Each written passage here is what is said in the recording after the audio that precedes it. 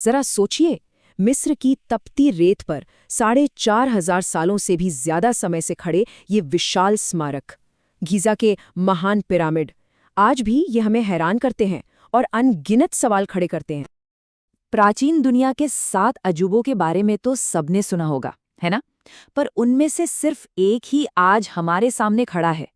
इन्हें फिरौन के कभी न खत्म होने वाले घर के तौर पर बनाया गया था। और देखिए, ये वाकई समय की कसौटी पर खरे उतरे हैं। तो चलिए इनका सफर शुरू करते हैं। ये शानदार ढांचे आज के कायरा शहर के पास गीजा के पठार पर मौजूद हैं, और इन्हें सही मायने में समझने के लिए हमें इनके इतिहास की गहराइयों में उतरना होगा। ये कितने पुराने हैं इसका अंदाजा लगाना भी मुश्किल है। हम बात कर रहे हैं मिस्र के पुराने साम्राज्य के चौथे राजवंश की, यानी आज से लगभग 4,500 साल पहले की। लेकिन सबसे बड़ा सवाल तो यही उठता है कि आखिर इतनी मेहनत की क्यों गई? क्या मकसद था इन विशालकाय ढांचों के पीछे? इसका जवाब हमें प्राचीन मिस्र की मान्यताओं में मिलता है, जो जीवन, मृत्यु और दैवत्व से जुड़ी थीं। देखिए, ये पिरामिड सिर्फ कब्रें नहीं थीं, ये तो असल में आध्यात्मिक सीढ़ियां थीं। इन्हें इस तरह बनाया गया था कि ये फिरौन की आत्मा, जिसे का कहते थे, उसे स्वर्ग तक पहुंचने में मदद करें।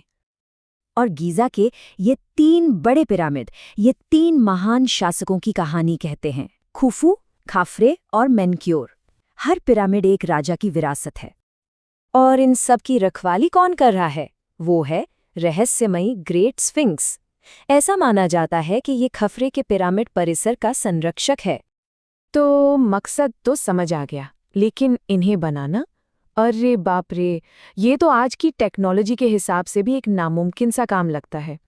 चलिए जरा इसके पैमाने को समझते हैं। अकेले ग्रेट पिरामिड को बनाने में ही 23 लाख से ज्यादा पत्थर के ब्लॉक लगे हैं। 23 लाख! और इनमें से कई पत्थरों का वजन 15 टन तक था। सोचिए, आज की क्रेनों के बिना इन्हें कैसे हिलाया और इतनी सटीकता से लगाया गया होगा। जब ये बना था तो इसकी ऊंचाई थी 481 फीट। ये उस समय धरती पर इंसान की बनाई सबसे ऊंची चीज थी। और ये रिकॉर्ड कोई 1-2 साल नहीं, बल्कि पूरे 3,800 सालों तक कायम रहा। कमाल है ना? तो अब आते हैं उस सवाल पर जो सबके दिमाग में घूमता है: इंजीनियरिंग का ये बेजोड़ नमूना आखिर बना कैसे? चलिए इससे जुड़ी कुछ सबसे मशहूर थ्योरीज पर नजर डालते हैं। मतलब उस जमाने में बिना किसी मॉडर्न मशीन के ये सब करना मुमकिन भी कैसे हुआ? सबसे पहले तो एक बहुत बड़ी गलतफहमी को दूर करना जरूरी है। कई लोगों को लगता है कि इन्हें गुलामों ने बनाया था, पर सच तो ये है कि इन्हें बनाने वाले हजारों कुशल कारीगर और किसान थे, जिन्हें बाकायदा तनख्वाह मिलती थी। तो फिर तरीका क्या था? वैसे तो कोई पक्की जानकारी नहीं है, लेकिन जो थ्योरीज हैं वो कमाल की हैं। पत्थरों को तांबे की छेनी से काटा जाता, फिर लकड़ी की स्लेज पर रखकर रेत पर खींचा जाता, और फिर रैंप के सहारे ऊपर पहुंचाया जाता था। और कारीगरी इतनी सटीक कि 2 पत्थरों के बीच एक कागज भी नहीं जा सकता। ये पिरामिड सिर्फ पत्थर और रेत की इमारतें नहीं हैं, इनकी विरासत बहुत गहरी है और आज भी उतनी ही मायने रखती है। इनकी बनावट में भी एक बहुत गहरा राज छिपा है। ये सिर्फ ऐसे ही नहीं बना दिए गए, इन्हें तारों और खास तौर पर ओरियन नक्षत्र की सीध में बनाया गया था। ये एक तरह से धरती पर मौजूद फिरौन को आसमान के देवताओं से जोड़ने का एक जरिया था। तो आज ये पिरामिड क्या है? ये इंसान की हिम्मत और उसकी सोच की एक मिसाल है।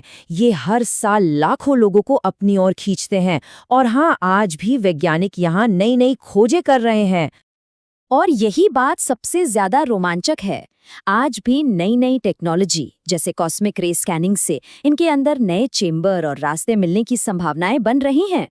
तो सवाल ये है कि इन विशाल पत्थरों के पीछे अभी और कितने रहस्य छिपे हैं जिनका खुलना बाकी है।